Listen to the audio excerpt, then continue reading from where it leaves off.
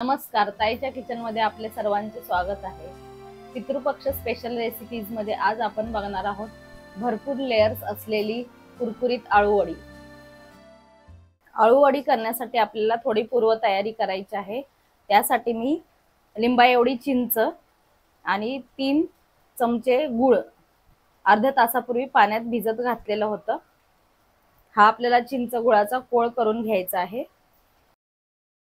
2 ते 3 हिरव्या मिरच्या आणि 4 ते 5 लसणाच्या पाकळ्या आणि अर्धा चमचा जिरे घेतलेले आहे। ते बारीक करून आपण हा ठेचा करून घेतलेला आहे लसूण आणि मिरचीचा। चला तर मग आपण रेसिपीला सुरुवात करूया।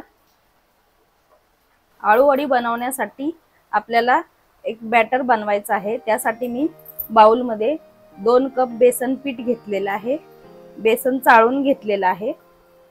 त्यात आपल्याला 2 चमचे तांदळाचं पीठ घालायचं आहे। पाव चमचा हळद, अर्धा चमचा गरम मसाला। मी गरम मसाला कमी घातलेला आहे। तुम्हाला जर जास्त चालत असेल तर तुम्ही 1 चमचा घालू शकता। 1 चमचा लाल तिखट, थोडे पांढरे तीळ आता घालायचे आहेत अर्धा चमचा, आणि हा लसूण आणि मिरचीचा ठेचा, चवीनुसार मीठ। या मिश्रणात आपल्याला आता अर्धा चमचा ओवा हातावर असं चोळून घालायचा आहे। बेसन पीठ असलं की ओवा घालावाच लागतो, म्हणजे बेसन आपल्याला बाधत नाही। हे आपण चिंच आणि गूळ भिजत घातला होता त्याचा कोळ काढून घ्यायचा आहे असा।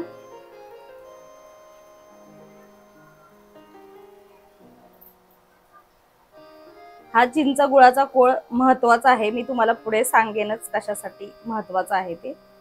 आता आपण ह्या मिश्रणात चिंच गुळाचा कोळ घालणार आहोत।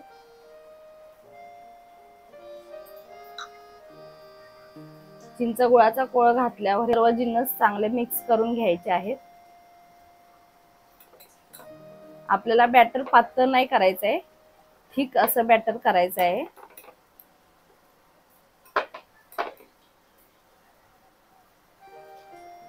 यात थोडं आपण पाणी ऍड करूया। थोडं थोडं पाणी ऍड करायचं आहे, नाहीतर एकदम पाणी टाकलं तर एकदम पातळ होईल। थोडं पाणी टाकल्यावर हे चांगलं आपण मिक्स करून घेऊया। हे सर्व जिन्नस मिक्स करून झाल्यावर यात आपल्याला थोडं चिमूटभर खायचा सोडा घालायचा आहे आणि त्यावर 1 चमचा तेल घालायचं आहे आणि मिक्स करून घ्यायचं आहे। आणि आता थोडंसं पाणी अजून आपण घालूया।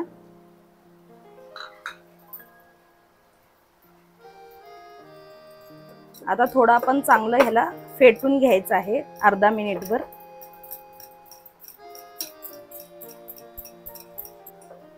एवढं घट्ट असं आपल्याला बॅटर करायचं आहे। आपला आळूवडीचं बॅटर तयार झालेलं आहे। आता आपण पुढची स्टेप करायला घेऊयात। आळूवडीसाठी पानं घेताना आपल्याला एक काळजी घ्यायची असते। काळी देठ असलेलीच पानं आपल्याला निवडून घ्यायची आहेत, कारण हिरवी देठ असलेले पानांना खाज जास्त असते, त्यामुळे आळूवडी खाल्ल्यानंतर घशाला खवखव होते। आणि ही जी अशी काळी देठवाली पानं असतात त्याच्यामध्ये खाज कमी असते, आणि ती पण खाज कमी होण्यासाठी आपण मी मगाशी तुम्हाला सांगितल्याप्रमाणे चिंच गुळाचा कोळ त्यात आपण बॅटर मध्ये घातलेला आहे। त्यामुळे ती थोडीफार खाज असेल ती पण कमी होईल। त्यामुळे चिंच गुळाचा कोळ स्किप करू नका। मी मध्यम आकाराची 8 ते 9 आळूची पाने घेतलेली आहेत। मध्यम आकाराची घेतल्यामुळे आपल्याला बॅटर लावायला थोडं इझी जातं। आता मी असं 1 आळूचं पान घेतलेलं आहे आणि त्याचं देठ आपल्याला असं कापून घ्यायचं आहे, कारण ते रोल करताना म्हणजे आपल्याला व्यवस्थित फोल्ड करता येत नाही असं मध्ये देठ असल्यावर। आणि परत असं सरळ करून मधल्या शिरा अशा ह्या काढून घ्यायच्या आहेत, जेवढ्या जास्त जाड आहेत तेवढ्या।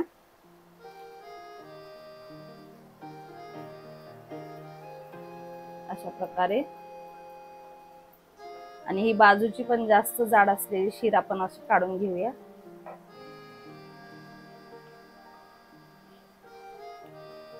पान फाटणार नाही याची काळजी घेत घेत आपल्याला ह्या शिरा काढायच्या आहेत।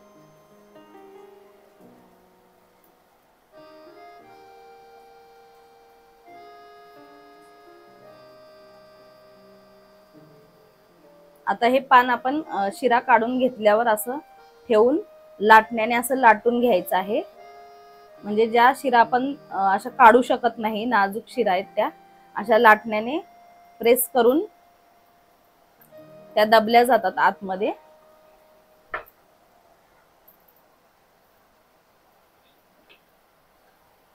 अशा प्रकारे आपल्याला ही सर्व पानं तयार करून घ्यायची आहेत। अशा प्रकारे मी सर्व पानांची देठ आणि शिरा काढून घेतलेल्या आहेत।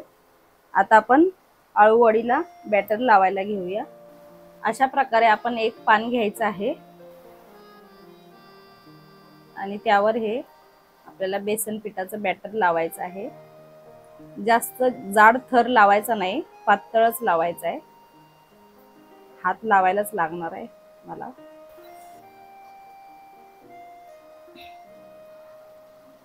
हातानेच कम्फर्टेबल आहे।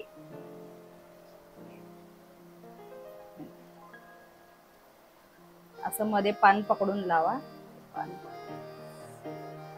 एकदम आपल्याला पातळ हे थर लावायचे आहे, नाहीतर पीठ जास्त लागल्यावर अजिबात आळूवडी चांगली लागत नाही।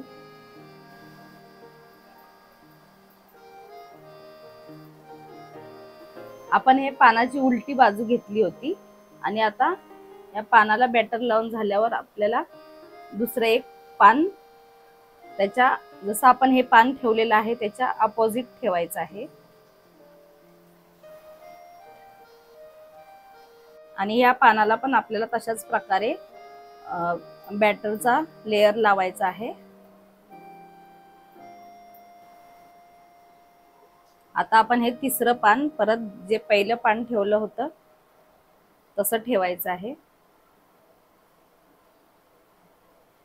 हे अशा 3-4 पानं घेतल्यामुळे आळूवडीला असे लेयर्स येतात।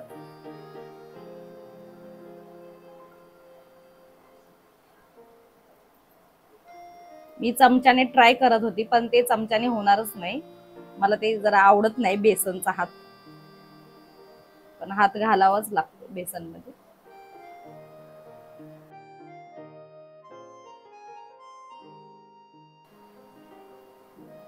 आता आपण हे चौथं पान त्याच्यावर लावणार आहोत।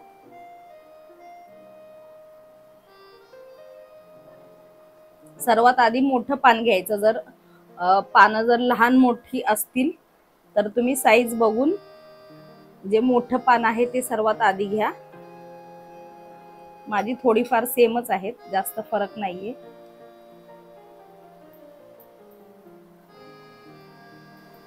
आता आपण असं 4 पानांना लावून घेतल्यावर बाजूने आपल्याला असं फोल्ड करायचं आहे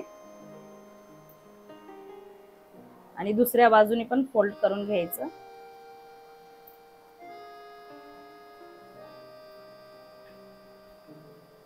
आणि त्याच्यावर पण एक पातळ असा बॅटरचा थर लावायचा आहे बेसन पिठाचा। जास्त लावू नका, थोडासाच लावायचा। आणि ही आपल्याला एकदम अशी बारीक पट्टी फोल्ड करत करत वडी आपल्याला फोल्ड करायची आहे। अशा प्रकारे शेवटला एक असं फोल्ड घ्यायचा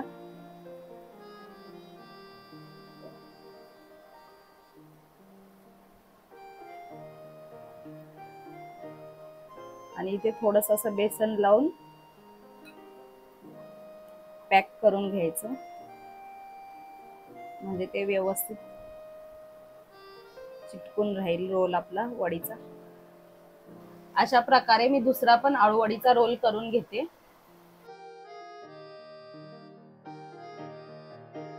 इथे मी दोन्ही आळूवडीचे रोल तयार करून घेतलेले आहेत। आणि गॅसवर मोठ्या पातेल्यात पाणी उकळायला ठेवलेलं होतं। आता मी ह्या जाळीला तेल लावून घेते। माझ्याकडे स्टीमर नाही म्हणून मी टोपामध्ये पाणी गरम करायला ठेवलेलं आहे। आता ह्या तेल लावलेल्या चाळणीवर आपण हे आळूवडीचे रोल ठेवूयात आणि हे आपल्याला आता ह्या पातेल्यावर ठेवायचं आहे आणि त्यावर झाकण ठेवून आपल्याला 20 मिनिटं ही आळूवडी वाफवायची आहे। 20 मिनिटं झालेली आहेत। आता आपण गॅस बंद करून घेऊया आणि हे मस्त आळूवडी शिजलेली आहे। आताच कट करायची नाहीये, आळूवडी थंड होऊन द्यायची, नंतरच कट करायची आहे।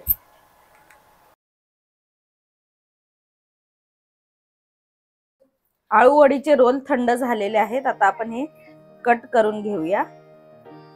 एकदम पातळ आपल्याला वड्या कट करून घ्यायच्या आहेत।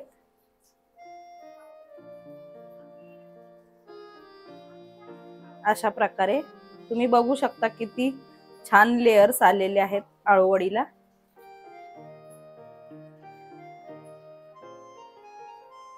ही आळूवडी अशी शिजवलेली पण खूप छान लागते। मला फ्राय करण्यापेक्षा अशी शिजवलेलीच आळूवडी खूप आवडते। आळूवडी आपण शॅलो फ्राय करणार आहोत। तुम्हाला जर डीप फ्राय करायची असेल तर तुम्ही डीप फ्राय पण करू शकता। त्यासाठी आपण पॅन गरम करून घेतलेला आहे आणि आता गॅस मीडियम करायचा आहे आणि एक मोठा चमचा तेल घालायचं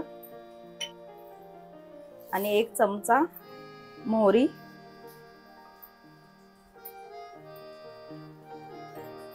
आणि थोडंसं हिंग,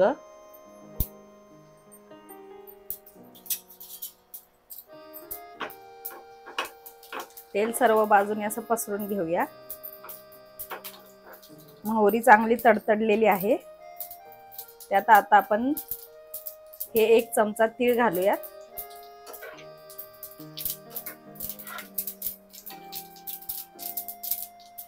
तीळ घातल्यावर लगेचच आपल्याला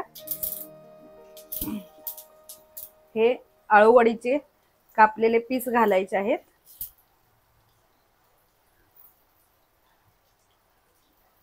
तीळ तेलात टाकल्यावर एकदम चटचट उडायला लागतात, त्यामुळे जरा तुम्ही सावधगिरीने घाला,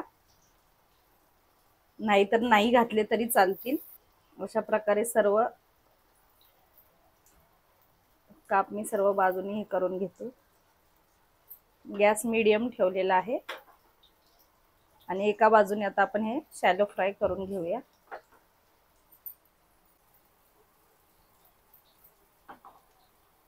आता आपण ह्या आळूवड्या पलटून घेऊयात।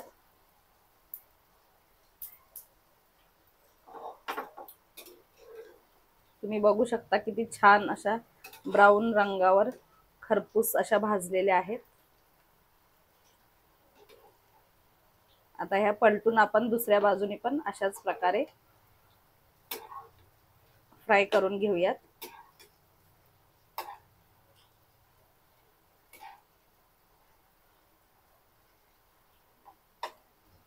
दुसऱ्या बाजूने पण आपल्या आळूवड्या छान फ्राय झालेल्या आहेत। आता आपण त्या काढून घेऊयात। मी आता त्याच ताटात काढते, नंतर आपण मग सर्विंग प्लेट मध्ये काढून घेऊया।